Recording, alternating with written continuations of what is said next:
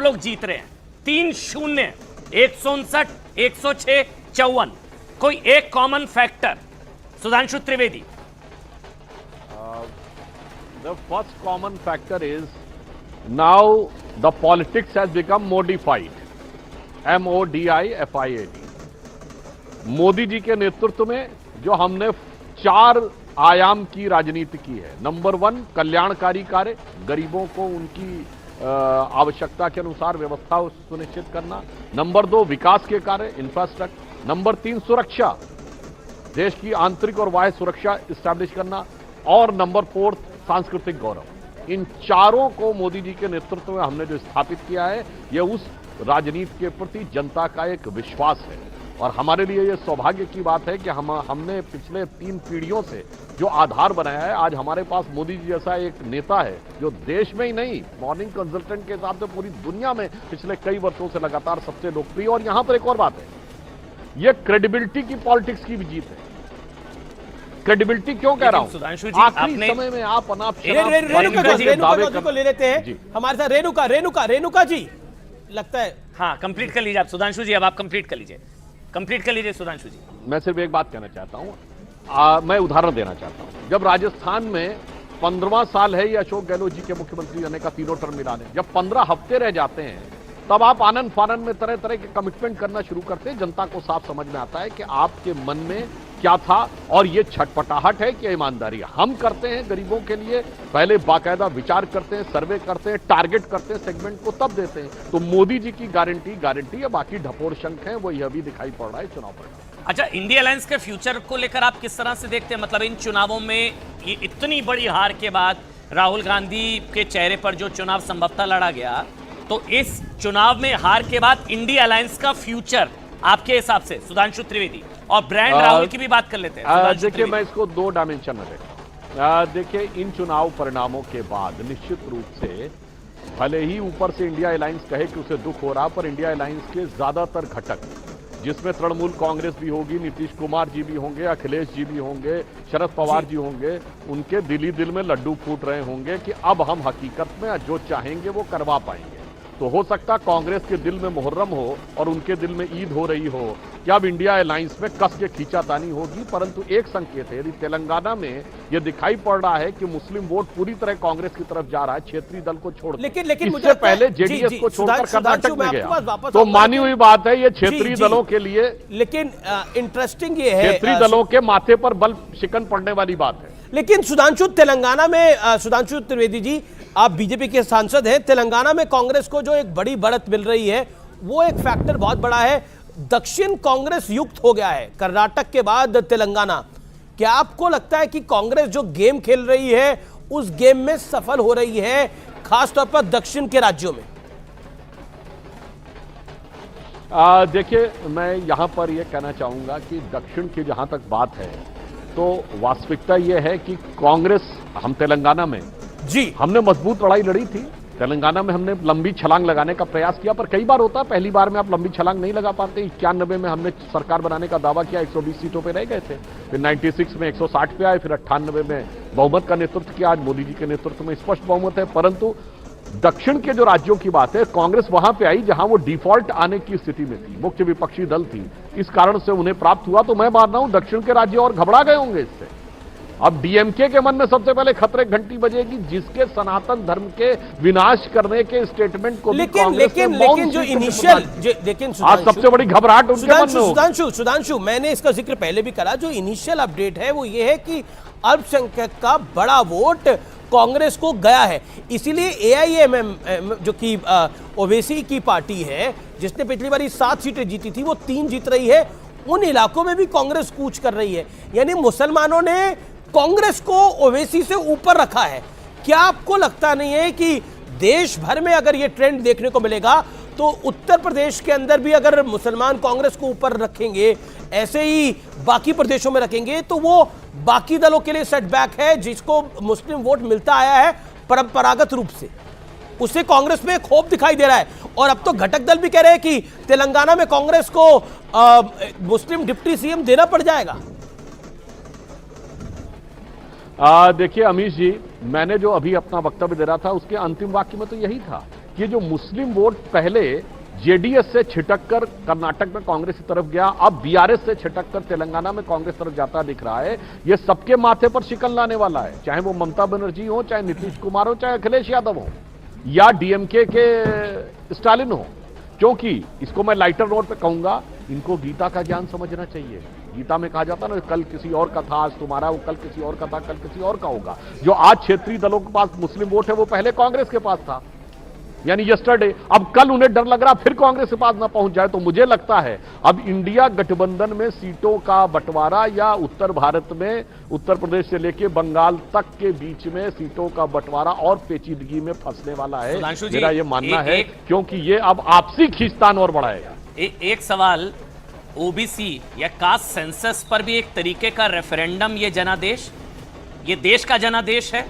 Caste census पर देश का जनादेश रेफरेंडम कह सकते हैं। देखिए, मैं एक और बात कहूं कि मुझे लगता है कि राहुल गांधी जी के जो भी सलाहकार थे, आज तक कभी ऐसा होता था जात का मुद्दा सिर्फ क्षेत्रीय दल उठाते थे, कभी राष्ट्रीय दल जात का मुद्दा नहीं उठाते थे। कांग्रेस ने पहली बार जात का मुद्दा उठाया। शायद राहुल गांधी जी के सलाहकार, राहुल गांधी जी का जो जन्म का समय था 1970 के आसपास की राजनीति में उलझ गए, जब ये कहा जाता था कि क्लास की पॉलिटिक्स होती थी, अगड़ा पिछड़ा दलित। अब वो दौर चला गया। अब देश की, और उस समय देश की साक्षरता दर सुधांशु मैं आपके पास वापस लौटता हूं, लेकिन एक बड़ी अपडेट दे देता हूं मैं इलाकों के हिसाब से। महाकौशल मध्य प्रदेश बीजेपी जीत रही है। इसके अलावा चंबल ग्वालियर बेल्ट बीजेपी जीत रही है मध्य प्रदेश के अंदर। अगर हम राजस्थान की बात करें तो राजस्थान के कई संभागों में बीजेपी को बढ़त है, लेकिन गहलोत का किला उस तरह से नहीं हिल रहा, जोधपुर वाला जिस तरह से हिलना चाहिए था। अभी तक की ये अपडेट है। गुर्जर बेल्ट के अंदर बीजेपी का प्रदर्शन बेहतर हुआ है। 11 सीटों पे बीजेपी आगे देखने को मिल रही है, 11 से 12 सीटों पे बीजेपी आगे चल रही है। छत्तीसगढ़ के अंदर, छत्तीसगढ़ के अंदर मैं एक अपडेट दे दूं।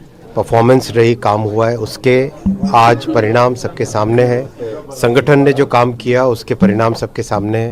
बहुत अच्छी जीत है। मध्य प्रदेश के जनता को सबको बधाई। सर, राजस्थान और छत्तीसगढ़ में भी लीड मिल रही है सर, उसको लेकर।